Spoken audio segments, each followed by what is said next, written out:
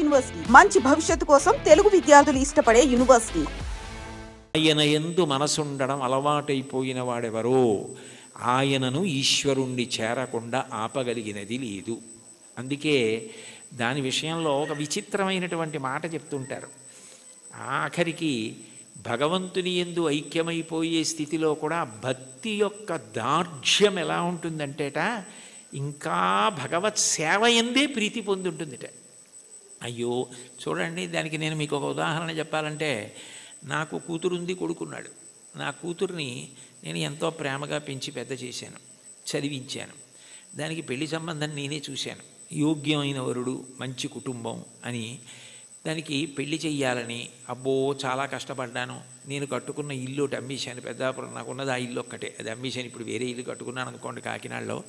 ఆ ఇల్లు అమ్మేశాను. ఆ డబ్బు పెట్టి ఎంతో బాగా పెళ్లి చెయ్యాలని ఎంతో తాపత్రయపడి దానికి నిజంగా అంత బాగా పెళ్లి చేసి కన్యాదానం చేసేసి ఇంటికొచ్చి బావురుమని ఇచ్చాను పూజామందిరంలో. అయ్యో నా కూతురు వెళ్ళిపోతోంది అత్తారింటికని. నేనే కదా కూతురికి పెళ్లి సంబంధం చూసింది, నేనే కదా అవన్నీ చేసింది, మరి కూతురు వెళ్ళిపోతోందని ఏడుపు ఏమిటి అంటే, ఎంత నేననుకుని ఇచ్చేస్తున్నా కూతురు నా ఇంట్లోంచి వెళ్ళిపోతోందని ఏడిచినట్టు భగవంతుని యొక్క భక్తిట మోక్షాన్ని కూడా ఒక స్థితిలో అమ్మో ఆయన ఎందుకు కలిసిపోవడమేనా, ఆయన్ని సేవించడానికి ఇంక అవకాశం ఉంటుందా అంటుంది.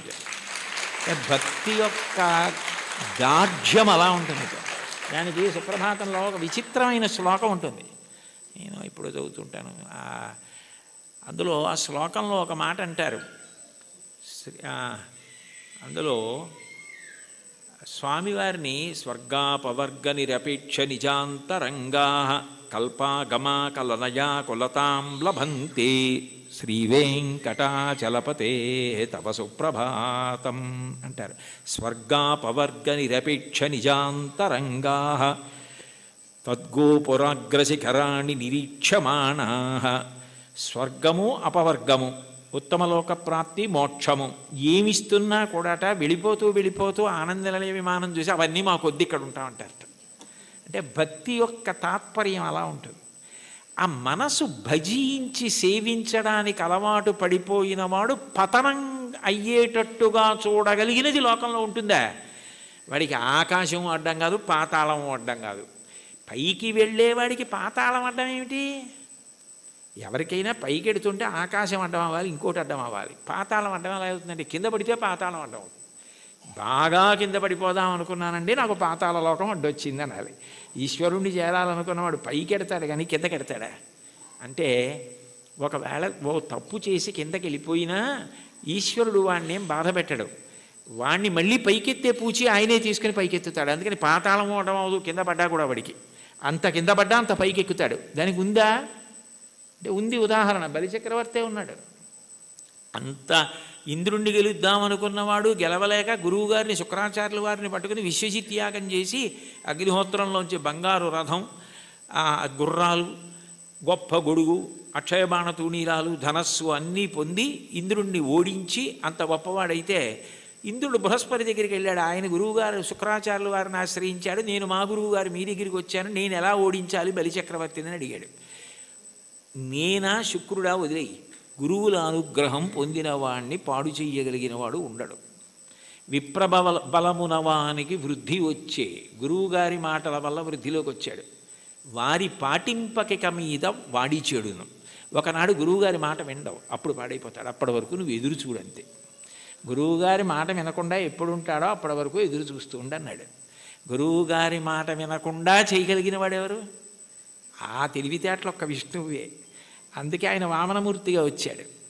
వచ్చి 3 అడుగులు చాలన్నాడు. 3 అడుగులు ఏమిట్రా బాబు, నేను మహారాజుని, నువ్వు ఏమైనా అడుగు, గొడుగు, ఆఖరికి నీకు నేను ఏవైనా పెద్ద పెద్దవి ఇస్తాను తప్ప ఇది ఎక్కడి ప్రారంధం, నువ్వేమో 3 అడుగుల నేల ఇమ్మంటా ఏమిటి? 3 అడుగుల నేల అడక్కు, ఇంకేమైనా అడుగు, ఇంకేమైనా అడిగని పాపం ఎన్ని అడిగాడు. వరచేలములో, మాడలో, ఫలములో, వన్యంబులో, గోవులో, హరులో, రత్నములో, రథములో, విభృష్ణాన్నమో, కన్యలో, కరులో, కాంచనమో, నికేతనములో, భూములో, ధరణీఖండమో కాక ఏమడిగేదో ధాత్రి సురేంద్రోత్తమ, ఏం కావాలో అడుగన్నాడు. అబ్బెబ్బే ఒంటివాడ నాకు 1-2 అడుగుల మేరయిమ్ము సొమ్ము మేరయొల్ల కోర్కె తీర బ్రహ్మ కూకటి ముట్టెద దానకుతుక సాంద్ర దానవేంద్ర, నేను ఒంటివాణ్ణి, నాకు 1-2 3 అడుగులు ఇయ్యి అన్నాడు. 2 అడుగులతో భూమి ఆకాశాలు కొలిచి 1 అడుగు బలిచక్రవర్తి తల మీద పెడతాడు. 1-2 అన్నాడు, 3 అడుగులు అనలేదు. ఇమ్మన్నాడు. ఇస్తానన్నాడు. ఇస్తానంటే శుక్రాచార్యులు వారు పరిగెత్తుకొచ్చారు. ఒరే నాయన, వచ్చినవాడు విష్ణువురా, ఇవ్వకు పాడైపోతామన్నారు. విష్ణువు అయితే మాత్రం నాకు పట్టిన గొప్పతనం ఎవరికి పట్టింది? ఆదిన్ శ్రీసతి కొప్పుపై తనువుపై అంశోత్తరీయంబుపై పాదాబ్జంబులపై కపోలతటిపై పాలిండ్లపై నూత్న మర్యాదంచెందు కరంబు క్రిందగుట ఆపై నా కరంబుంట మేల్ కాదే రజ్యము గిజ్జమున్ సతతమే కాయంబు నా పాయమే. అందరికీ అన్ని ఇచ్చే లక్ష్మీపతి, లక్ష్మీదేవి ఒంటి మీద చెయ్యేస్తే ఆవిడ అబ్బాని పొంగిపోయేటటువంటి చెయ్యి కింద అవడమా, పైన నేను చెయ్యి పెట్టి ఇవ్వడమా? ఇది చాలు, పోతే పోని అన్నాడు. గురువుగారి మాట తిరస్కరించాడు. పోయింది రాజ్యం అంతా. 3వ అడుగు ఎక్కన పెట్టనన్నాడు. నా సునృతంబుగా నినుడువదు నా జిహ్వ బొంకజాల నాకు బొంకు లేదు, నీ తృతీయ పదము నిజము నా శిరమున నెలబు చేసి పెట్టు ఈశ్వరా అన్నాడు. నేను అబద్ధం అన్నాయా, 3వ అడుగు ఇక్కడ పెట్టేయన్నాడు. పాతాళానికి తొక్కేశాడు. అంటే పడిపోయాడా? ఏదైనా పోగొట్టుకున్నాడు కానీ మాట తప్పకుండా భక్తితో అలాగే నిలబడ్డాడు. ఆ భక్తికి ఆయన ఏం చేశాడు? తాత్కాలికంగా నువ్వు అలా ఉంటావు, కానీ సావర్ణి మనువు వేళకు దేవేంద్రుండకు నితడు దేవతలకు దుర్భాసితమకు నాచోటికి రావింతును అందు మీద రక్షింతు దయన్. నేను సావర్ణి మనువు వేళకి ఇతన్ని నేను దేవేంద్రుణ్ణి చేస్తాను, అప్పుడు ఎవరు ఇతన్ని ఏం చేయరు. ఇతను పాతాళంలో ఉన్నా నా సుదర్శన చక్రం కాపాడుతుంది, రోగాలుండవు, ఇతన్ని ఎవ్వరూ ధిక్కరించడానికి వీల్లేదు. ఇతను దేవేంద్ర పదవి అయిపోయిన తర్వాత చూడ్డానికి కూడా వీలు కాని వైకుంఠానికి ఇతన్ని పిలిపించి నా యందు ఐక్యం చేసుకుంటానని వరం ఇచ్చాడు. పాతాళానికి పోతే మాత్రం ఏమైనా అడ్డమైందా? మళ్ళీ ఎగిరి ఎంత దూరం వెళ్ళాడు, ఏ స్థాయికి వెళ్ళాడు? భగవంతుని యందు భక్తి నిలబడినది నిజమైతే నిన్ను అడ్డగలిగినది లేదు. అటువంటి వాడికి కైలాసమే కనపడినా బ్రహ్మలోకమే కనపడినా త్రోవలో వెళ్ళిపోతున్నప్పుడు ఒక వ్యక్తి దాహం తీర్చుకోవడానికి ఆగి ఒక్కసారి చలివేంద్రంలో నీళ్లు తాగి వెళ్ళిపోయినట్టు ఆగి చూసి వెళ్ళిపోయే లోకాలే తప్ప అబ్బాయి ఇవి బాగున్నాయని వాడు ఆగిపోడు. అవే బ్రహ్మలోకం. కైలాసాదులు కూడా ఆయనకి త్రోవలోకి వచ్చినా అమరావతి వచ్చినా స్వర్గమే వచ్చినా ఆయన ఆగడం. ఎందుకంటే ఆయన దృష్టి అంతా ఎప్పుడూ భగవంతుని యందు రమిస్తూ ఉంటుంది, ఆయన ఎందే కలుస్తాడు. దానికి కావలసినది సద్గురు బోధ అంటారు. చెప్పకుండా చెప్పడం, అన్యాపదేశోపదేశము అని పైకి చెప్పకుండా చెప్పడం. నేర్చుకోవలసినది ఏమిటంటే ఎప్పుడూ భగవంతుణ్ణి స్మరించగలిగినటువంటి మనసుని నీలో నువ్వే పెంపొందించుకో. ఉద్ధరేణ ఆత్మనాత్మానం ఆత్మానవసాదయేత్ ఆత్మైవరాత్మనా బంధు ఆత్మైవ రిపురాత్మన. నిన్ను నువ్వు ఉద్ధరించుకోవాలి. నీకు ఆకలిస్తే నువ్వు అన్నం తినాలి, నీకు నిద్ర వస్తే నువ్వు నిద్రపోవాలి, నిన్ను నువ్వు ఉద్ధరించుకోవాలి. నీకు నువ్వే మిత్రుడు, నీకు నువ్వే శత్రువు. నీ మనసు లౌకిక విషయముల యందు మాత్రమే అనురక్తమైతే నిన్ను బాగు చేయగలిగిన వాడు ఎవ్వరూ ఉండడు. నీ మనసు భగవంతుని యందు రమించడం అలవాటైతే నిన్ను ఎవ్వరూ ఉద్ధరించక్కర్లేదు. అది నీ అంత నువ్వుగా ఆ భక్తికి ముహూర్తాలు ఉండవు. వచ్చే ఏకాదశి నుంచి భక్తిగా ఉంటానండి అంటే అదేమైనా శంకుస్థాపన గృహప్రవేశమా? భక్తిగా ఉండడం అన్నది మనసులో భగవంతుని యొక్క చింతన చేత వస్తుంది. ఎంతటి మహోపకారి అన్న భావన అది కలిగితే ఆయన ఆరాధన యందు లౌల్యము కలుగుతుంది. ఎప్పుడెప్పుడు ఆరాధిస్తానా, ఎప్పుడు కాళ్ళు కడుగుతానా, ఎప్పుడు అర్ఘ్యం ఇస్తానా, ఎప్పుడు ఆచమనీయం ఇస్తానా అని మనసు కొట్టుకుపోతుంది. అర్చాలౌల్యా సంతతం చంద్రమౌళే పౌనఃపుణ్యం విష్ణునాంనాంచ పాఠ ఏకం చాసౌ బోధతే దేవతానాం అంటారు మహాస్వామి వారి గురించి. అటువంటి స్థితి కలుగుతుంది. కాబట్టి అటువంటి వాడికి ప్రతిబంధకమేది, ఆపగలిగినది ఇది, అది నేర్చుకో అని చెప్పడం అన్యాపదేశం ఉపదేశం. అంత గొప్ప కీర్తన. పరమ భాగవతోత్తములై భగవంతుడిని చేసిన స్తుతి పాఠాలలో కూడా ఇటువంటివి పద్యాలు శ్లోకాలు కనపడుతూ ఉంటాయి. ఈ కీర్తనకి సంబంధించినంత వరకు ఎదురుగుండా ఉన్నటువంటి వెంకటేశ్వరుణ్ణి, తిరుమలలో విరాజమానుడైన వెంకటేశ్వర స్వామి వారి ఎదుట నిలబడి, అది కేవలం ప్రతిమ అన్న భావన కాకుండా ఆయన వెంకటేశ్వరుడే, ఆయన సాక్షాత్తు శ్రీమన్నారాయణుడే అన్న భావనతో అన్నమాచార్యుల వారు మాట్లాడుతున్నటువంటి కీర్తన.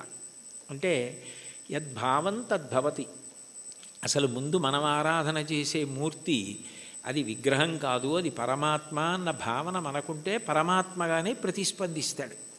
వెంకటేశ్వరుణ్ణి దర్శించినటువంటి అన్నమాచార్యుల వారు ఆయన సాక్షాత్ శ్రీ మహావిష్ణువే అన్న ఉద్దేశ్యంతో ఆయనతో మాట్లాడుతున్న కీర్తన. అందుకే నేను నువ్వు నన్ను చూచి నువ్వు అన్న మాటలతో ఆయనతో మాట్లాడుతున్న సంబోధనతో ప్రారంభమైంది. అందులో అంటారు, నన్ను చూచి హరి నువ్వు నవ్వకుండేవా. నన్ను చూసి నువ్వు నవ్వకుండా ఉండలేవు, నాకు అర్థమైంది. అయితే నవ్వడం అనేటటువంటి మాటలో పరిహాసం చేయడం ఒక ఎత్తు. అంటే నువ్వు చేసేది తప్పు, నువ్వు చేసేది సరైన పని కాదు, అయోగ్యమైనది, అనౌచిత్యమైనది అన్నప్పుడు పరిహాసాస్పదంగా ఆయన నవ్వడం వేరు. వెంకటేశ్వరుడి నవ్వు శుచిస్మిత. రామాయణంలో అంటారే, తృణమంతరత కృత్వా ప్రత్యువాచ శుచిస్మిత అంటారు. ఒక కన్నతల్లి పసిబిడ్డడి యొక్క అమాయకత్వానికి ఎంత శుద్ధమైన నవ్వు నవ్వుతుందో, ఎంత పవిత్రమైన నవ్వు నవ్వుతుందో, భగవంతుని యొక్క నవ్వు అంత పవిత్రంగా ఉంటుంది మనం చేసే అమాయకపు పనులు చూసి. తల్లి ఏదో వేడిగా ఉన్నటువంటి పాయస పాత్ర అక్కడ ఉంటే పిల్లవాడు వెళ్ళి నేను తినేస్తానని పాయస పాత్రలో చెయ్యి పెట్టబోతే, నువ్వు తినలేవురా, అది చాలా వేడిగా ఉంది, నేను చల్లారి పెట్టి పెడతానని చెప్పి ఎంతో ప్రేమగా నవ్వి వాడిని దూరంగా పెట్టి ఉప్పుని ఊది చిన్న చిన్న ముద్దలు వాడి నోట్లో ఎంత ప్రేమతో తినిపిస్తుందో అంత ప్రేమతో నవ్వుతాట భగవంతుడు. అందుకని భగవంతుని యొక్క నవ్వు శుచిస్మిత, మందహాసం, చిన్న నవ్వు నవ్వుతాడు అని. అందుకని మూకశంకర్లు మందస్మిత శతకం చేశారు. 100 శ్లోకములు ఆయన నవ్వు మీద చేశారు, అమ్మవారి నవ్వు మీద. అటువంటి భగవంతుడు దేనికి నవ్వుతున్నాడు అన్నమాచార్యుల వారిని చూసి అంటే, ఆయన నేను ఈ మార్గం పట్టుకున్నాను కాబట్టి నేను తరిస్తాను అని అనుకుంటున్న వాళ్ళని చూసి నవ్వుతాట. ఎందుకని అంటే, ఏ మార్గం మీరు పట్టుకున్నా అది ఎక్కడ వరకు తీసుకెళ్ళగలదు అంటే భగవంతుడు ఉన్న చోటుకి తీసుకెళ్ళగలదు, భగవద్ దర్శనం చేయించలేదు. మీకు అదేదో నేను గొప్ప కోసం చెప్పట్లేదు, ఉదాహరణ మీకు బాగా పట్టుకోవడానికి చెప్తున్నాను. మీకు నన్ను చూడాలి అని అనిపించింది అనుకోండి, ఆయన ఎక్కడ ఉంటారండి అని అడుగుతారు. ఏదో పలానా చోట ఉంటారండి అని చెప్పారనుకోండి, మీరు అక్కడికి రాగలరు. కానీ తలుపు తీసి మా అబ్బాయి ఇవాళ ఆయన ఎవరిని చూడాలనుకోవట్లేదండి, ఆయన ఏదో చదువుకుంటున్నారు, నేను ఎవరిని చూడనని చెప్పారు అన్నారనుకోండి, మీరు చూడగలరా నన్ను? సాధ్యం కాదు. కానీ ఎవర్రా అని నేను అడిగాను అనుకోండి, వాడు వచ్చి నాకు ఏదో చెప్పాడు అనుకోండి, సరే ఉండు 5 నిమిషాలు చూసి వస్తాను అని నేను వచ్చాను అనుకోండి, నేను మిమ్మల్ని చూడాలని వస్తే మీరు నన్ను చూడగలరు తప్ప, మీరు చూడాలని వస్తే నా చేత మీరు చూడబడలేరు, మీరు నన్ను చూడలేరు. మీరు నన్ను చూడడం మీ చేతిలో లేదు, నా చేతిలో ఉంది. ఇంత చిన్న విషయమే అలా ఉంటే భగవద్ దర్శనం, భగవద్ అనుభవం మనం పట్టుకున్న మార్గం వల్ల ఫలితంగా వస్తుంది. అదేనా కర్మ అయితే ఈ కర్మ చేస్తే ఈ ఫలితం వస్తుంది అని చెప్పచ్చు. అబ్బాయి నువ్వు ఈ పొలాన్ని దున్నవయ్యా, విత్తనాలు వెయ్యి, ఇలా నీరు పెట్టు, మొక్కలు వస్తాయి అని చెప్పచ్చు. భగవన్మార్గంలో నువ్వు ఈ మార్గాన్ని పట్టుకుంటే నీకు తప్పకుండా భగవద్ దర్శనం అయిపోతుంది, మోక్షం పొందగలవు అనుకుంటే అందులో ఎప్పుడూ 2 అంగుళాలు తక్కువ వస్తుంది. నేను చేస్తున్నాను కర్తృత్వం, దాని చేత ఈ ఫలితం వస్తుంది ఒక ఆశ. ఈ 2 మనసులో ఉండి పాటించిన ఏ పద్ధతి కూడా భగవంతుణ్ణి పూర్తిగా చేరనివ్వదు. అదే భాగవతంలో ఉలూకల బంధనం. యశోద ఎంత ప్రయత్నించి కృష్ణుడి బొజ్జ కట్టేద్దామని తజ్జనని లోగిటంగల రజ్జు పరంపరల తేవంగా ఆ బొజ్జ తిరిగి రాదయ్యే జగజ్జాలములున్న బొజ్జ కట్టందరమే. ఇన్ని తాళ్ళొచ్చి ముళ్ళేసి చుట్టూ తిప్పినా 2 అంగుళాలు తక్కువ వస్తూనే ఉంది. ఏమిటి 2 అంగుళాలే తక్కువ వస్తుంది? ఇన్ని తాళ్ళు ముడేసి పొట్ట చుట్టూ తిప్పినా పొట్టకి తక్కువ అవ్వకూడదు కదా, ఎన్ని తాళ్ళు కలిపి ముడేసినా 2 అంగుళాలే తక్కువ అన్న ఆలోచన ఆవిడికి రాలేదు. ఆవిడ మరిచిపోయింది. ఆవిడ ఇందులో నిమగ్నమైపోయిందంటే ఆయన కడదాం అనుకుంది అంతే. అప్పుడు ఆయన కట్టబడ్డాడు. మీరు జాగ్రత్తగా తెలుసుకోవాలి, ఆవిడ కట్టలేదు. అందుకే వడల చెమటలగయ నొత్తరీయముజార తురుముకున్న విరులు జారిరాల కట్టరాని తనను కట్టెదనని చింత కట్టుకున్న తల్లి కరుణ చూచి. చిక్కడు సిరికౌగిటిలో చిక్కడు సనకాది యోగి చిత్తాబ్జములన్ చిక్కడు శృతిలతి కావళి చిక్కెనతడు లీల తల్లి చేతన్ రోలన్. ఆయన వేదమంత్రాలకి దొరకడు, ఆయన లక్ష్మీదేవి కౌగిటికి దొరకడు, ఆయన సనకసనందనాథుల మనస్సులో ఎందు దొరకడు. కానీ ఆయన దొరికిపోయాడు యశోదకి. ఎందుకు దొరికిపోయాడు అంటే ఆమె ఎందుకు చేస్తోందన్నది ఆమె మరిచిపోయింది. మరిచిపోయి ఆయన ఆయనని కట్టడం అన్న దాంట్లో 2 అంగుళాలు తక్కువ వచ్చాయన్నది ఆవిడ మరిచిపోయినప్పుడు కట్టబడ్డాడు. నేను ఇది చేస్తున్నాను, ఈ మార్గం పట్టుకున్నాను, దీనివలన ఇది కలుగుతుందని నువ్వు మరిచిపోయి ఆనందంతో అది చేసినప్పుడు ఆయన నీ చేత బంధింపబడతాడు. అదే మహాభారతంలో సహదేవుడు కట్టడం, అదే భాగవతంలో యశోద కట్టడం. అది లేనప్పుడు నేను ఒకటి పట్టుకుని ఇదిగో ఇది చేసుకొచ్చేస్తున్నాను కాబట్టి నీ దగ్గరికి వచ్చేస్తున్నాను, నువ్వు నాకు వశపడిపోతావంటే నేను గొప్ప ఆయన గొప్ప. అప్పుడు దానికి ఒక పాఠ్య ప్రణాళిక ఉంది, ఇలా చేసేస్తే ఆయన దొరికిపోతాడని. అలా ఎక్కడుంది స్వామి, అలా ఉందా అని చెప్పడానికి మనసుకు గోచరమా మాటలకు గోచరమా? మనసుకి నువ్వు దొరికిపోతావా? ఎలా దొరికిపోతావు? పటకార అంటారు లోకంలో. పటకార అంటే కింద మరుగుపాల గిన్నె ఉంటుంది, పైన నా చేత్తో పట్టుకుంటాను.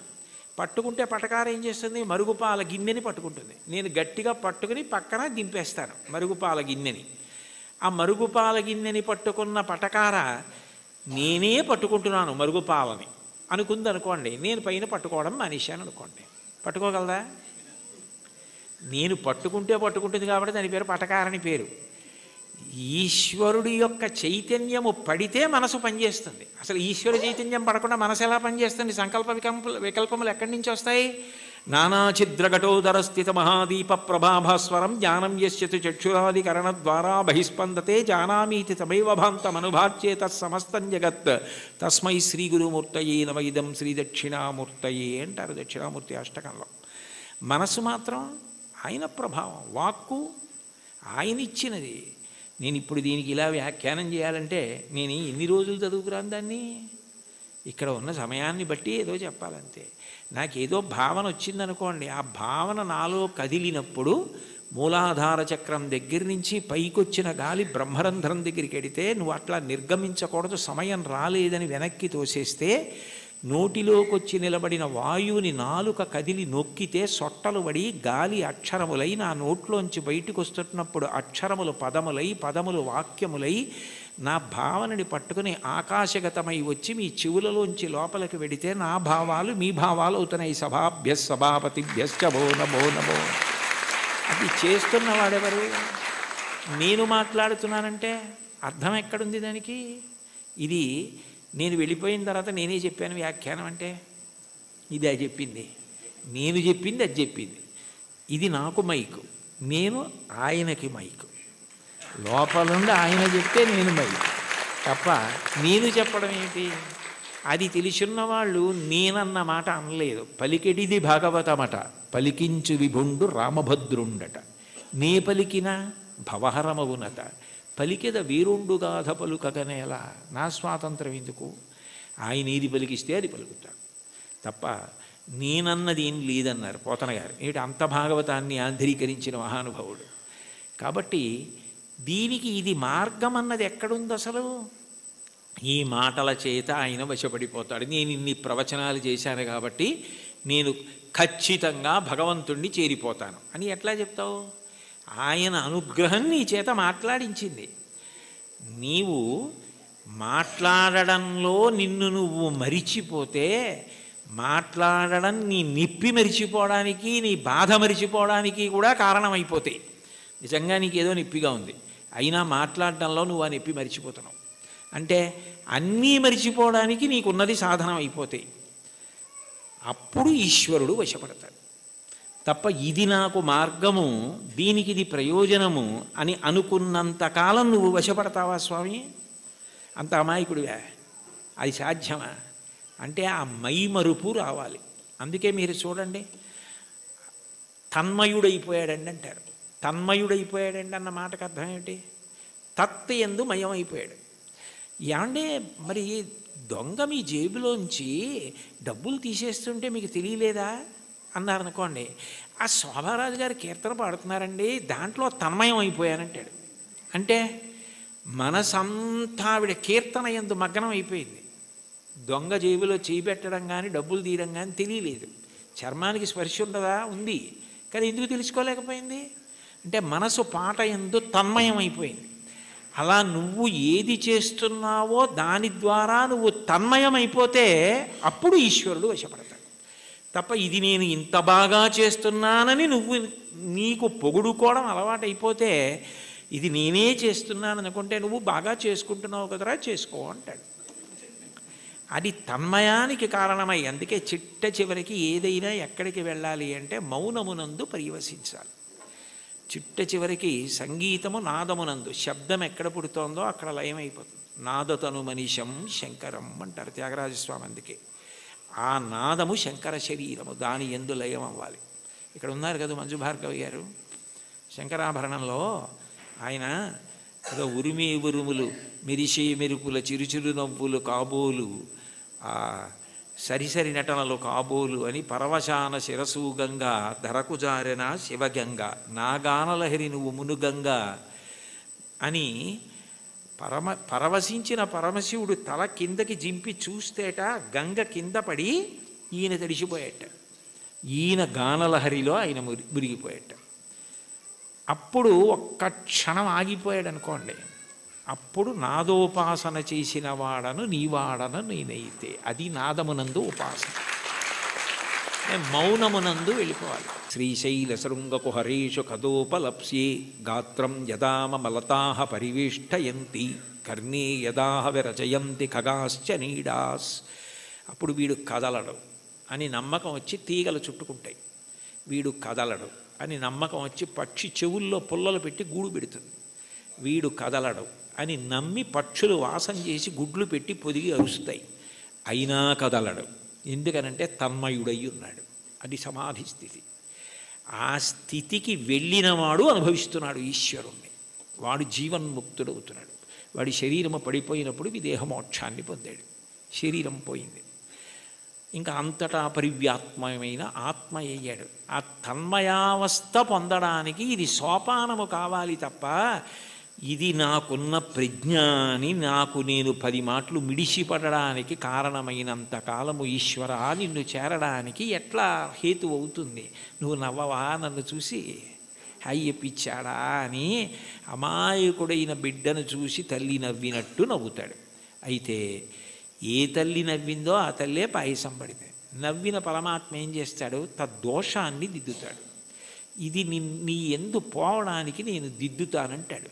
అందుకని గురు రూపంలో ఆయనే వచ్చి దీన్ని నువ్వు ఇట్లా వాడుకో, ఇది నీకు దీనికి కారణం కావాలి అని ఆ తన్మయావస్థని కల్పిస్తాడు.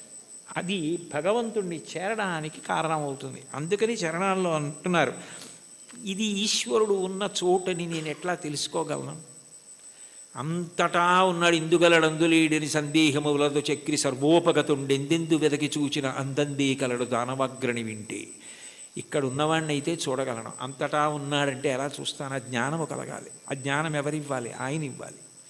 కాబట్టి ఉన్న చోటెరుగుదునా ఓయి అంటే పలికేవా? అతిశయం మనసులో ఉండిపోతే ఓయి అని పిలిస్తే నువ్వు పలుకుతావా? సాధ్యమా? నేనేమైనా ఒక గదిలోంచి ఒక గదిలోకి వెళ్ళిపోయినట్టు నీ దగ్గరికి పరమపదానికి వచ్చి వెళ్ళిపోగలిగినంత సమర్థున్నా? నా వల్ల సాధ్యం అవుతుందా?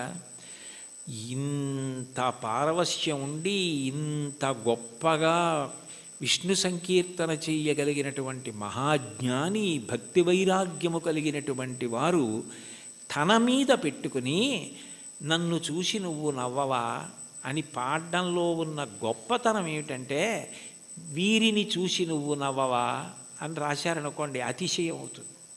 అందుకని నిజానికి ఆ హేయ గుణములు లేకపోయినా తన యందు ఆరోపించుకోవడం పరమ భక్తికి తార్కాణం. అది భక్తి యొక్క చరమస్థితి. భక్తిలో ఏమవుతుందంటే ఆ అపార వినయం వస్తుంది. నేనెంతటి వాణ్ణి, నా యందు ఏది ఉన్నది ఈశ్వర విభూతి తప్ప, యద్యద్ విభూతి మత్సత్వం శ్రీమదుర్జితమేవ వా తత్తదేవావగచ్చస్త్వం మమ తేజోంశ సంభవం. నా యందు ఏ తేజస్సున్నా అది ఈశ్వరుడి అనుగ్రహం. ఆయన తేజస్సు తప్ప నాది కాదు. ఆయన ఉపసంహారం చేస్తే ఎంతసేపు, ఆయన అనుగ్రహించాడు కాబట్టి నడుస్తోంది అన్న వినయం ఎక్కడుంటుందో అక్కడ అనుగ్రహం ఉంటుంది. అందుకే మీరు చూడండి, మహాత్ములైన వారెవ్వరూ ఈ వినయం తప్పరు. అంతటి మహానుభావుడు శంకరాచార్యులు వారు పశుమాం సర్వజ్ఞ ప్రథిత కృపయా పాలయ విభో అన్నారు. నేను పశువుని, నువ్వు పశుపతివి అన్నారు. అవినయమపనయ విష్ణోహో అన్నారు షట్పదీ స్తోత్రంలో. నాకు అవినయాన్ని తీసి వినయాన్ని కటాక్షించు స్వామి అన్నారు. భాగవతోత్తముల యొక్క గొప్ప గుణం ఏమిటంటే ఎప్పుడు వారు ఇది నాది అన్న భావన పొందరు. వారికి అన్నింటికన్నా చదవడానికి భయమైంది ఏమైనా ఉంటే ఏంటంటే సన్మానపత్రం. ఎందుకంటే అది చదువుకుంటే నేను ఇంత వాణ్ణని ఏమైనా అభిప్రాయాలు ఏర్పడిపోతాయేమో అని భయపడి కనపడకుండా దాచేది ఏదైనా ఉంటే సన్మానపత్రమే తప్ప, ఇది నా యందు ఉన్న విభూతి నా గొప్ప అని అనుకుంటే దూరం జరగడం అవలా.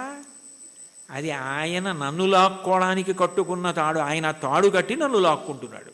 అంటే రాగస్వరూప పాశాఢ్య, ఈ రాగము తీసి ఆవిడ భక్తిపాశం వేసి తన దగ్గరికి లాక్కుంటోంది. నాకేముంది, ఏమీ లేదు, నేనేం పెద్ద చదువుకోలేదు, మహావిద్వాంసుణ్ణి గాను, సమస్త శాస్త్రములు తెలిసున్నవాణ్ణి గాను, అయినా వీడెలా తరించాలి? అందుకని వీడికి ఏదో 4 మాటలు మాట్లాడడం అన్న లక్షణాన్ని ఇస్తే తగుదునమ్మా అని బయలుదేరుతాడు. ఏదో 1.5 గంట మాట్లాడతాడు. ఇది అడ్డు పెట్టి నా దగ్గరికి లాక్కుంటానని ఆయనే ఆ పాశం వేసి తన దగ్గరికి లాక్కుంటున్నాడు. ఇదంతా నాదే అంటే నేను మాట్లాడకపోతే ఈ మైక్ ఎంతో, ఆయన మాట్లాడకపోతే నేను అంతే. అది తెలుసుకుంటే చాలు. ఆ వినయాన్ని ప్రతిపాదించి ఈశ్వరుణ్ణి చేరడానికి మార్గములు కావు. ఏ మార్గము పట్టినా ఆ మార్గము ద్వారా నువ్వు కాదు కర్తృత్వంతో చేరేది. ప్రీతి పొంది ఈశ్వరుడు ఆక్కోవాలి, ప్రీతి పొంది ఈశ్వరుడు కలుపుకోవాలని గుర్తుపెట్టుకో, వినయాన్ని నిలబెట్టుకో. అది తాత్పర్యం కీర్తనకి. చాలు. ఏకశబ్ద సమ్యజ్ఞాత సృష్టప్రయుక్త స్వర్గే లోకే కామదుగ్భవతి. ఒక్క మాట అంటే మనని ఉద్దేశించి తనని తాను ఉద్దేశించుకుని అంటున్నట్టుగా ఇంకింతకన్నా ఏం కావాలి? హరినామ సౌఖ్యామృతము. అన్నిటికన్నా తేలిక మార్గం ఏమిటంటే భగవంతుని యొక్క నామాన్ని పలకడం. నామము ఏం చేస్తుంది అంటే నామిని తీసుకొస్తుంది. ఇప్పుడు నేను ఇక్కడ కూర్చుని అకస్మాత్తుగా మాట్లాడుతూ శోభారాజు గారు అన్నాను అనుకోండి, ఆవిడ నా వంక తిరుగుతారు. ఎందుకని? నామము నామిని ప్రతిస్పందించేటట్టు చేస్తుంది. భగవంతుని నామము ఒకటే ఉండాలి కదా. ఇప్పుడు నాకు కోటేశ్వరరావు అని పేరు అంతే, కానీ నాకు సహస్రనామాలు ఉండవు కదా. మరి ఈశ్వరుడికి ఎందుకు అన్ని నామాలు? అంటే నామములు బాలసారి చేసి పెట్టిన పేర్లు కావు, నామములు గౌణములు. నిర్గుణుడైన భగవంతుడు ఒక్కొక్క గుణాన్ని ఆవిష్కరించినప్పుడు ఒక్కొక్క నామము కింద మారుతుంది. ఉదాహరణకి స్థాణుహు అన్నాను అనుకోండి. స్థాణుహు అంటే సాధారణంగా మనం ఏమంటాం, కదలకుండా ఎవరైనా నించున్నారనుకోండి, నువ్వేమైనా స్థాణువా కదలవే అంటావు. భగవంతుడికి స్థాణువు అని పేరు ఎందుకు వచ్చిందంటే ఇంకా ఆయన అంతటా వ్యాప్తి చెంది ఉన్నాడు, ఇక ఆయన కదలడానికి చోటేది. అందుకని స్థాణుహు. ఒక్కొక్క గుణము వలన ఒక్కొక్క నామం వస్తుంది. మీరు ఏదో ఒక్క నామాన్ని ప్రీతితో పట్టుకున్నారనుకోండి, ఆ నామం పలకడం అలవాటు అయిపోయింది అనుకోండి, కష్టం రానివ్వండి, సుఖం రానివ్వండి, ఏమవనివ్వండి, ఆ నామం పలకడం అలవాటైతే కలియుగంలో దానికి ఒక సౌలభ్యం ఉంది. కలియుగంలో అన్నిటికన్నా తేలిక ఏమిటంటే భగవన్నామం పలకడం. భగవన్నామం పలకడానికి ఎవరు బాగా అలవాటు పడిపోతారో వాళ్ళు ఆ నామిని దగ్గరికి తెచ్చుకోగలుగుతారు. ఆయనే వాళ్ళకి సమీపానికి వస్తాడు. వచ్చి వాళ్ళు తరించడానికి కారణం ఆయనే చూపిస్తాడు. అందుకే కలవు నామ సంకీర్తన. కలియుగంలో భగవంతుని నామం పట్టుకోవడం కన్నా తేలిక మార్గము వేరొకటి లేదు. నాకు మంత్రం రాదు, తంత్రం రాదు, యజ్ఞం రాదు, యాగం రాదు, రాని వాటి గురించి విచారించకు. ఏదో ఒక నామం పలకగలవు కదా, శివ అనగలవు, రామ అనగలవు, ఆ నామం పట్టుకో చాలు. అది ఒక్కటి పట్టుకుంటే అది 2 ప్రయోజనములు చేరుస్తుంది. ఒకటి, నువ్వు చేసిన పాపములు ఏవి నిన్ను ఈశ్వరుణ్ణి చేరకుండా ప్రతిబంధకంగా నిలబడతాయనుకుంటున్నావో వాటిని తీసేస్తుంది. 2, ఎవరిని నువ్వు చేరాలనుకుంటున్నావో వాణ్ణి నువ్వు ప్రయత్నపూర్వకంగా చేరడం కాదు, వాడొచ్చి నీ దగ్గర నిలబడి వాడు నిన్ను పొందేటట్టు చేస్తుంది. ఎంత తేలికైంది. నామస్మరణ ధన్యోపాయం నహిపశ్యామో భవతరణే. కలియుగంలో ఇంకా నామస్మరణ కన్నా భవతరణానికి, సంసార సముద్రమును దాటడానికి మార్గము లేదు. భాగవతంలో అంటారు, నామము ఎంత తేలిక అంటే బిడ్డ పేరు పెట్టి పిలిచిననైన విశ్రామ కేళినైన మిగుల గేలినైన పద్య గజ్జ గీత భావార్థములనైన కమలనయను తలుప కలుషహరము. మీరు బిడ్డకి పేరు పెట్టుకుని ఏ చక్రి అని పేరు పెట్టుకున్నారు, శౌరి అని పేరు పెట్టుకున్నారు, శౌరి శౌరి శౌరి శౌరి అని పేరు అదే పనిగా బిడ్డ పేరు పెట్టి పిలిచినా అది భగవంతుణ్ణి పిలిచినట్టే ఆయన లెక్కలోకి తీసుకుంటాడు. అందుకే కదా అజామీళుడు మోక్షాన్ని పొందాడు. కాబట్టి బిడ్డ పేరు పెట్టి పిలిచిననైన విశ్రామ కేళినైన, ఆడుకుంటూ భగవంతుడి పేర్లు కొన్ని అవతల వాళ్ళు పెట్టుకుని యువతల వాళ్ళు పెట్టుకుని ఆడుకుంటూ పిలుచుకున్నా సరే భగవంతుడు దాన్ని తన నామం ఉచ్చరించడంగానే స్వీకరిస్తాడు. విశ్రామ కేళినైన పద్య గజ్జ గీత భావార్థములనైన, ఓ పద్యం ద్వారానో గీతం ద్వారానో అర్థం ద్వారానో మీరు హరినామం, భగవన్నామం, శివనామం, ఏదో భగవన్నామాన్ని పట్టుకున్నారనుకోండి, ఆ నామము చాలు తరింపజేసేస్తుంది, అది మిమ్మల్ని గట్టెక్కించేస్తుంది. అందుకే అంతకన్నా గొప్పది లేదు, అంతకన్నా మీకున్న ప్రతిబంధకాల్ని తీసేసేది లేదు.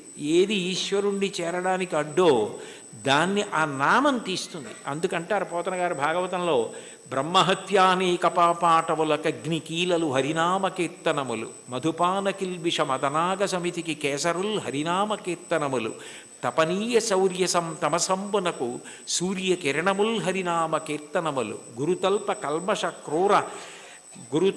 కల్మష క్రూర సర్పములకు గేకులు హరినామ కీర్తనములు, మహిత యోగోగ్ర నిత్య సమాధి విధుల అరలు, బ్రహ్మానిసురులకు అందరాని భూరి నిర్వాణ సామ్రాజ్య భోగ భాగ్య ఖేళనంబులు హరినామ కీర్తనములు. భగవంతుణ్ణి నామాన్ని కీర్తిస్తే బ్రహ్మహత్యాపాతకం, బంగారం దొంగిలించడం, గురువుగారి భార్య పడుకున్న శయ్య మీద పడుకున్న మహాపాతకం, అట్లాగే మధుపానం, మద్యపానం చేసినటువంటి దోషం, ఇన్ని పాపములను హరినామము కాల్చేస్తోంది. కాల్చేసిన కారణము చేత నిత్యశుద్ధుడయ్యాడు. యజ్ఞం చెయ్యాలి, యాగం చేయాలి, పూజ చేయాలి, మంత్రం చేయాలి, జపం చేయాలి, ధ్యానం చేయాలంటే దానికి ఒక ప్రత్యేకమైనటువంటి స్థితి అవసరం. భగవన్నామం పలకడానికి మేము అక్కర్లేదు. కూలిన చోట, కొట్టబడి కుందిన చోట, మహాజ్వరాదులను ప్రీలిన చోట, సర్పముఖపీడలు పొందిన చోట, ఆర్తులై తూలిన చోట, విష్ణు భవదూరిని పేర్కొని రేని అక్కాలుని యాతనా వితతి పోనరు కానరు దుఃఖభావములు. కూలినప్పుడు, కింద పడ్డప్పుడు, పాము కనపడినప్పుడు, ఏదో తగిలి పడిపోయినప్పుడు, జ్వరం వచ్చినప్పుడు భగవన్నామం పలకడం అలవాటైనటువంటి వాడు భగవంతుణ్ణి పొందుతాడు. కలియుగంలో భగవన్నామం పలకడం కన్నా తేలికైన మార్గము వేరొకటి లేదు. నీకు హరినామ సంకీర్తనం కన్నా, ఆయన నామం పలకడం కన్నా ముక్తి పొందడానికి కానీ, ఇహమునందు సమస్త సౌఖ్యములను పొందడానికి కానీ వేరొక తేలికైన మార్గం ఉండదు. చూడండి, ఏదైనా ఇచ్చి చాలదా, ఇది సరిపోదా నీకు అంటారు. అంటే ఇంకింతకన్నా ఏం కావాలి? చాలదా? హరినామ సౌఖ్యామృతము, హరినామము అన్న సౌఖ్యామృతం అది. ఆ అమృతం, ఆ నామం పలికిన వాడు ఎవరున్నాడో ఇక వాడు సమస్తమును దాటిపోతాడు.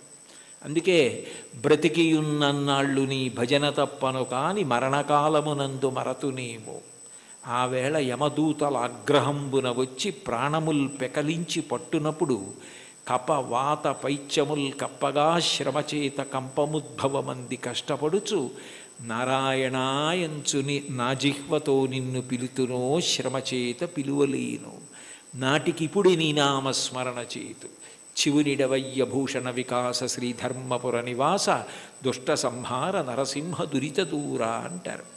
నామం పలికితే భగవంతుడు అంత ప్రీతి పొందుతాడు. కలియుగంలో నామం చెప్పడం ఇల్లు తుడుచుకోవడం లాంటిది. దుమ్ము పడ్డా పడకపోయినా 2 పూట్ల ఇల్లు ఎలా తుడుచుకుంటారో అట్లా రోజు కాసేపు భగవన్నామం చెప్పడం అలవాటైతే వాడు తరించడానికి అది మార్గం అవుతుంది. అందుకే కంచి కామకోటి పీఠాధిపత్యం వహించిన మహాపురుషులు అపర శివావతారులు నడిచే దేవుడని పేర్గాంచిన 68వ పీఠాధిపతులు శ్రీ శ్రీ శ్రీ చంద్రశేఖరేంద్ర సరస్వతి మహాస్వామి వారు పెద్ద పెద్ద సభలలో వేల జనం మేము డబ్బిస్తాం, పళ్ళిస్తాం, బట్టలు ఇస్తామంటే అవేమీ వద్దు, ఈ పేద సన్యాసి మీ నుంచి కోరుకున్నది మీరు ఇవ్వగలిగినది అడుగుతాడు, అందరూ ఇవ్వగలరు, ఇస్తారా అని అడిగేవారు.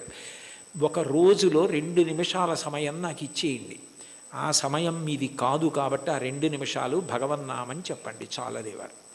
అంటే భగవన్నామం అంత గొప్పది. భగవన్నామం క్రమంగా జ్ఞానం వైపుకి తీసుకెడుతుంది. మీరు రోజు నామాలు చెప్పుకోవడం అలవాటు అయిందనుకోండి, లలితా సహస్రం రోజు చదువుతుంటే కొన్నాళ్ళు పోయాక ఎందుకు అమ్మవారి నామాల్లో రాగస్వరూప పాషాఢ్య క్రోధాకార అంకుశోజ్వల మనోరూపేక్షుకోదండ పంచతన్మాత్రసాయక ఏమిటి ఆ నామాలకు అర్థం అని తెలుసుకోవాలనిపిస్తుంది. ఆ నామాలకు అర్థం తెలిస్తే తత్వం తెలుస్తుంది, తత్వం తెలిస్తే పరవశం కలుగుతుంది, పరవశం కలిగితే మీరు మిగిలినది మర్చిపోతారు. అక్కడ ఈశ్వరుని యొక్క అనుగ్రహం. దానికి నేను ఒక ఉదాహరణ చెప్పాలి అంటే, మీకు లలితా సహస్రం అర్థం బాగా తెలిసిందనుకోండి, మీరు చదువుతున్నారు లలితా సహస్రం, నవచంపక పుష్పాభనాసాదండ విరాజిత అనో, లేకపోతే ఏదో అమ్మవారి యొక్క కబరీబంధంలో తిరుగుకునేటటువంటి పువ్వులు ఉంటాయి కదా, ఆ పూల దండ గురించో ఏదో మీకు ఆ నామం వచ్చింది. వచ్చేటప్పటికి చంపకాశోక పున్నాక సౌగంధిక లసత్కచ అని నామం వచ్చింది. మీకు అమ్మవారి నల్లటి కబరీబంధం, దాని మధ్యలో ఉన్న చూడామణి, తలకి అటు ఇటు పెట్టుకున్న సూర్యచంద్రులు, పాపటలో పెట్టుకున్న కుంకం, ఆవిడ ఇలా పెట్టుకున్నటువంటి ఆ చూడామణితో కూరుకున్నటువంటి ఆభరణ విశేషం, అమ్మవారి కబరీబంధంలో పెట్టబడినటువంటి సింహాచల సంపంగి పూల దండ, అశోక పుష్పాల దండ, ఇవన్నీ కనపడి ఆ కబరీబంధం వంక మనసు నిలబడిందనుకోండి, మీకు తెలియకుండా మీరు ఏం చేస్తారంటే తర్వాత నామం చెప్పలేరు. చంపకాశోక పున్నాక సౌగంధిక లసత్కచ, చంపకాశోక పున్నాక సౌగంధిక లసత్కచ, చంపకాశోక పున్నాక సౌగంధిక లసత్కచ అంటుంటారంటే మీ మనసంతా కూడా అమ్మవారి కబరీబంధమునందు లయమైపోయింది. ఆ కొప్పు ముడిని చూస్తూ అప్పుడు భార్య ఎవరో అటువైపు వచ్చి, ఏమిటి ఈయన ఇవాళ లలితా సహస్రం ఇదే నామని చెప్తున్నారు, మరిచిపోయారా ఏమిటా అని, కురివిందమణిశ్రేణీ కనత్కోటి రమండిత అందనుకోండి, పాడు చేసేసావేనా ధ్యానం అంటే అక్కడ మనసు లయమైంది, ఇంకా మిగిలినవి ఏవి గుర్తు రావట్లేదు. అమ్మవారి కబరీబంధ దర్శనం చేస్తున్నాడు. నామాల యొక్క అర్థం తెలిసిందనుకోండి, అదే భగవత్తత్వం. ఆ భగవత్తత్వం తెలిసిందనుకోండి పరవశం, పరవశమే మీ యొక్క ధ్యాన స్థితికి కారణం. అప్పుడు ఏమవుతుందంటే మీకు ఏది చూస్తున్నా నామవైభవము, ఆ ఈశ్వర తత్వం మీ యందు ప్రకాశిస్తూ మీకు గొప్ప ఆనందాన్ని ఇస్తాయి. చాలదా హరినామ సౌఖ్యామృతము, అది మీకు ఏమి ఇవ్వలేదు కనుక మీకు ఏదైనా ఇస్తుంది. ఇది ఒకటి హరినామమింతైన చాలదా చెదరకి జన్మముల చెరలు విడిపింప. ఇన్ని జన్మాలు ఒకటా రెండా, నానానేక పయూధముల్ వనములోనన్ పెద్ద కాలంబు సన్మానింపం దశలక్ష కోటి కరణీనాథుండనయ్యుండి మద్దానంభ పరిపుష్ట చందన లతాంత ఛాయలందుండలేక నీరాశ ఇతేల వచ్చిది భయం బిట్లో కది ఈశ్వర అంటాడు గజేంద్రుడు. 10 లక్షల కోట్ల భార్యలు నాకన్నాడు. అంటే నిజంగా అప్పుడే ఎన్ని జన్మలిత్తానో, ఎంతమంది భార్యలో, ఎంతమంది పిల్లలో, పునరపి జననం పునరపి మరణం పునరపి జననీ జఠరే చైనం ఇహ సంసారే బహుదుస్తారే కృపయాపారే పాహిమురారే. ఆ జన్మ పరంపర నుంచి విడిపించడానికి ఒక్క నామం చాలదా? చాలదా హరినామ సంకీర్తనము? మదినొకటి హరినామమింతైన చాలదా 10,000 నరక కోపముల వెడలింప. 10,000 నరక కోపముల యందు పడవలసిన పాపాలు తీసేయడానికి ఒక్క నామ సంకీర్తనం చాలు. ఎంత పెద్ద దూది పర్వతమైనా కాలిపోవడానికి ఒక్క నిప్పు రవ్వ చాలు, ఒక్క నామం చాలు, ఎంత సంచితమైన దగ్ధమైపోతోంది. కలదొకటి హరినామ కనకాద్రి చాలదారి బంగారు కొండ. తొలగుమని దారిద్ర్య దోషంబు చెరచ లేదన్న బాధ పాపము వలన వస్తే ఆ పాపమును తొలగించడానికి ఆ నామం చాలు. తెలివొకటి హరినామ దీపమది చాలదా, కలుషంపు కఠిన చీకటి పారద్రోల. కఠినమైన అజ్ఞానమనే చీకటిని పారద్రోలడానికి భగవన్నామం అన్న దీపం చాలు. అయితే చివర పెద్ద మూడేశారు. భగవన్నామమునందు అనురక్తి దేనికి కలుగుతుంది అంటే భాగవతులతో కలిసి తిరిగితే వస్తుంది. వాళ్ళు ఎప్పుడూ భగవన్నామం చెప్పుకున్నంత పరవశించిపోతాడే, ఆయనతో ఉంటే ఎప్పుడు ఆ భగవత్కథలు భగవద్వైభవం అలా తలుచుకు మురిసిపోతూ ఉంటాడని మనకి కూడా అబ్బుతుంది. అందుకని కావలసింది ఏమిటంటే సత్సంగం, సత్పురుషుల సహవాసం. వాళ్ళని మనం గుర్తుపడతాం, కానీ వాళ్ళు మనని గుర్తుపెట్టి పేరు పెట్టి పిలిస్తే అంతకన్నా గొప్పతనం లేదు. అంటే సత్పురుష సహవాసం అంత గొప్ప సుమా. కాబట్టి సొగసి ఈ విభుని దాసుల కరుణ చాలదా, సత్పురుష సహవాసము చేత నామమునందు తాదాత్మ్యత కలుగుతుంది. ఇది నాకు కావాలి.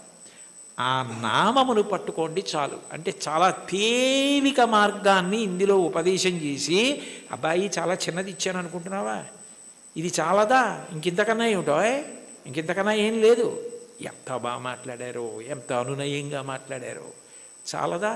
అన్నమాచార్యుల వారి వంటి వాగ్గేయకారులు ఈశ్వర కటాక్షం చేత పొందిన విద్య, వారికి తెలియని సంప్రదాయం, వారికి తెలియని పురాణ సంబంధమైన విషయాలు, వారికి తెలియని ఆరాధన రహస్యాలు ఉండే అవకాశం ఉండదు. అందుకే వారు ఏ ప్రధాన భావనతో ఒక కీర్తనని రచన చేయడం ప్రారంభం చేశారో దానికి సంబంధించిన విషయాన్ని సమగ్రంగా కీర్తనలో ప్రతిపాదించగలుగుతారు. మీరు ఈ కీర్తనని పరిశీలిస్తే ఆయన కొండలలో నెలకొన్న కోనేటి రాయడువాడు అని ప్రారంభం చేశారు. శ్రీవేంకటేశ్వరుడు కొండలలో నెలకొన్నాడు, 7 కొండలలో ఉన్నాడు అన్న విషయం అందరికీ తెలుసున్న విషయం. అయితే యథార్థానికి భగవంతుడు కొండ మీద ఉండడానికి ప్రధాన కారణం ఏమిటంటే, కొండ మీద ఉన్న దేవుణ్ణి తెలుసుకోవాలంటే కొండ ఎక్కాలి. 84 లక్షల జీవరాశులలో చాలా జీవరాశులు భూమికి అడ్డంగా వెన్నుపాము ఉండేటట్టు పుట్టి అడ్డంగానే వెన్నుపాము పెరిగేటట్టుగా బ్రతుకుతాయి. మనిషి ఒక్కడు భూమికి అడ్డంగా పుట్టి నిలువుగా పెరుగుతాడు. అంటే మనిషి ఒక్కడే ఊర్ధ్వముఖ చలనం చేసి భగవంతుణ్ణి తెలుసుకోగలడు. కొండలలో నెలకొన్నవాడు అన్న మాటకు అర్థం ఏమిటంటే, నువ్వు ఊర్ధ్వముఖ చలనం చేస్తే తెలుసుకోవడానికి అవకాశం ఇచ్చేటటువంటి వాడు. అందుకనే ఆయన ఆనంద నిలయ విమానమనందు ఉంటాడు. అసలు ఈశ్వరుడికి పర్యాయ పదం ఆనందం. కృష్ణుడి పేరు కూడా నిజానికి కృష్ అంటే నిరతిశయ ఆనంద ఘనము. అటువంటి ఆనంద స్వరూపమైన భగవంతుడు నీకు అనుభవంలోకి రావాలి అంటే నువ్వు ఊర్ధ్వముఖ చలనం చెయ్యాలి. ఆయన కోనేటి రాయడు. సర్వసాధారణంగా నదుల యొక్క తీరాలలో ఈశ్వర దేవాలయాలు ప్రతిష్ఠితమవుతూ ఉంటాయి. అక్కడ స్వయంభూగా వ్యక్తమవుతూ ఉంటాడు. కానీ వెంకటేశ్వరుడు మాత్రం స్వామి పుష్కరిణికి ఎనలేని ప్రాధాన్యతనిచ్చి దాని పేరే స్వామి పుష్కరిణి అయింది. శ్రీ వెంకటేశ్వర సుప్రభాతానికి సంబంధించి మనం ఇచ్చే మంగళహారతి శ్లోకాల్లో కూడా శ్రీవైకుంఠ విరక్తాయ స్వామి పుష్కరిణీ తటే రమయా రమమాణాయ వెంకటేశాయ మంగళం అంటాం. వైకుంఠమునందు విరక్తి చెంది స్వామి పుష్కరిణి తటమునందు నివసించుతున్నవాడా అని పిలుస్తారు. దీనికి సంబంధించి బ్రహ్మపురాణంలో ఒక విశేషం కనపడుతుంది. సరస్వతీ నది ఒకప్పుడు గంగానది కన్నా తాను గొప్పది కావాలి అని భగవంతుడిని ఉద్దేశించి తపస్సు చేసింది. మనకి శాస్త్రములను పరిశీలిస్తే దేనికైనా పరిష్కారం ఏది సాధించాలన్నా దానికి సాధనము తపస్సు. అసలు ఈ సృష్టి ప్రారంభంలో భగవంతుడు వాడిన మొట్టమొదటి మాట తపస్సు అంత గొప్పది.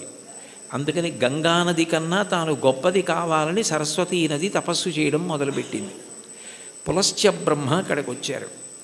పులస్త్య బ్రహ్మ వచ్చినప్పుడు సరస్వతీ నదికి అధిష్టాన దేవత ఉంటుంది. ఆవిడికే కాదు, ప్రతి నదికి అధిష్టాన దేవత ఉంటుంది.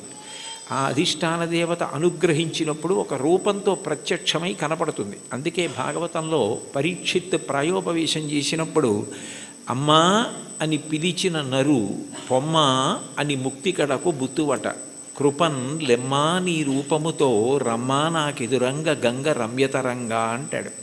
కాశీఖండంలో శ్రీనాథుడు కూడా గంగ అధిష్టాన దేవత ప్రాణోత్క్రమణమవుతున్న వాళ్ళని వచ్చి ఎలా అనుగ్రహిస్తుందో చెప్తాడు.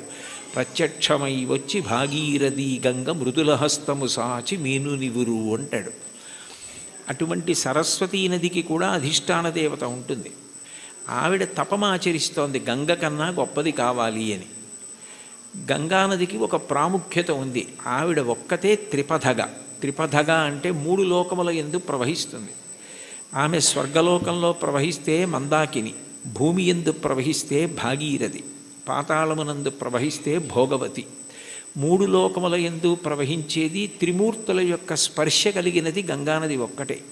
బ్రహ్మకమండలంలో ఆయన నిత్య వ్యాపారము చేసుకోవడానికి అంటే నిత్యకర్మ చేయడానికి ఉపయుక్తమవుతుంది. ఆదావాది పితామహస్య నియమ వ్యాపార పాత్రీ జలం అంటారు శంకరాచార్యులు వారు గంగాష్టకం చేస్తూ.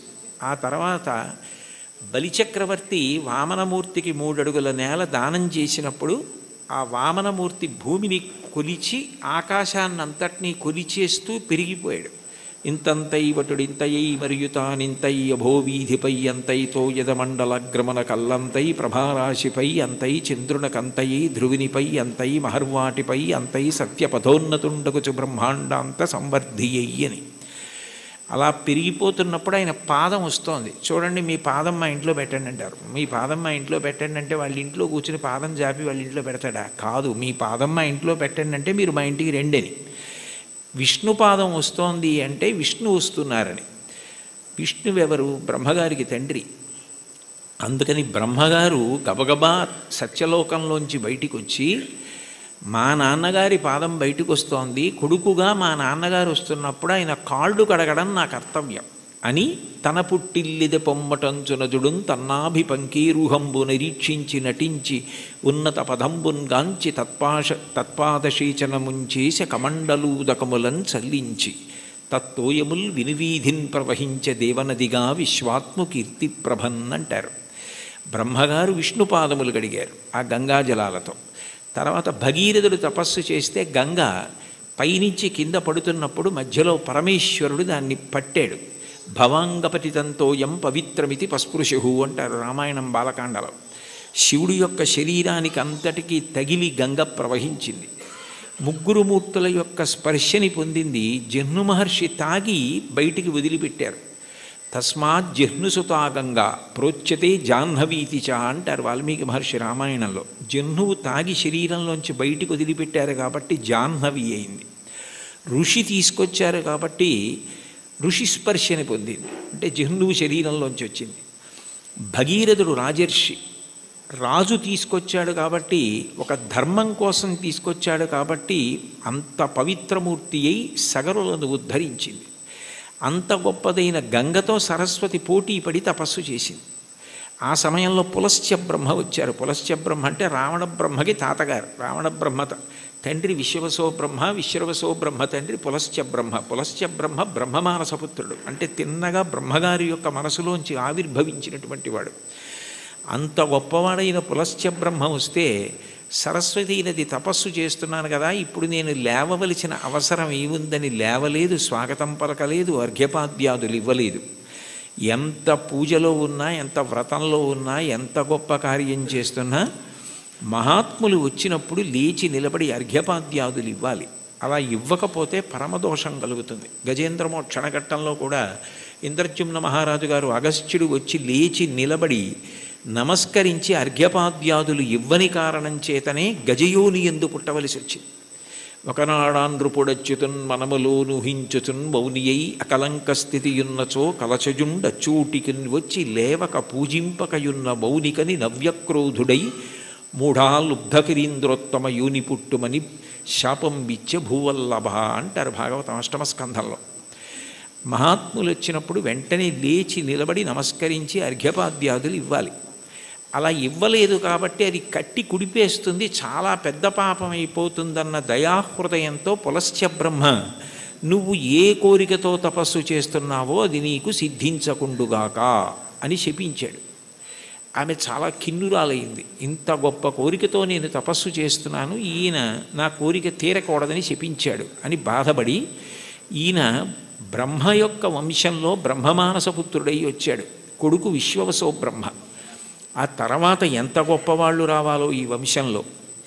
నీ వంశము రాక్షస వంశమైపోతుంది, బ్రహ్మకోవిదులు రారు, ఇక పైన రాక్షసులు పుడతారు నీ వంశంలో అని శపించింది. ఆయన చాలా బాధపడి, నువ్వు నన్ను ఇట్లా శపించావు, ఆమె త్రిపథగ గంగ, ఆమెతో సమానం ఎట్లా కాగలవు, అందుకని నీ దోషము పోయేటట్టు, దాని వలన నీకు ఇబ్బంది రాకుండా ఉండేటట్టు నువ్వు ఎటూ గంగతో సమానం కావడం సాధ్యం కాదు, కాబట్టి నేను దానినే శాపవాక్కుగా వదిలే.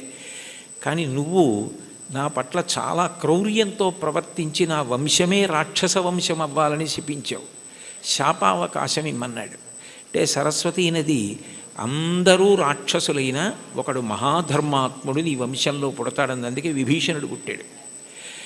తర్వాత సరస్వతీ నది మళ్ళీ తపస్సు చేస్తే నారాయణుడు ప్రత్యక్షమై, గంగతో సమానం నువ్వు కావడం సాధ్యం కాదు, ఆమె త్రిపథగా, అందుకని అట్లాంటి వరం ఇవ్వలేను, కానీ నేను నీకు ఒక ప్రత్యేకమైన వరం ఇస్తున్నాను. సృష్టిలో ఎక్కడా లేని ఒక గొప్ప పుష్కరిణివి నువ్వు అవుతావు. నీ యందు 300 కోట్ల తీర్థములు వచ్చి చేరుతాయి. తీర్థం అంటేనే ఋషుల యొక్క నియమాలు, తపఫలాలు అందులో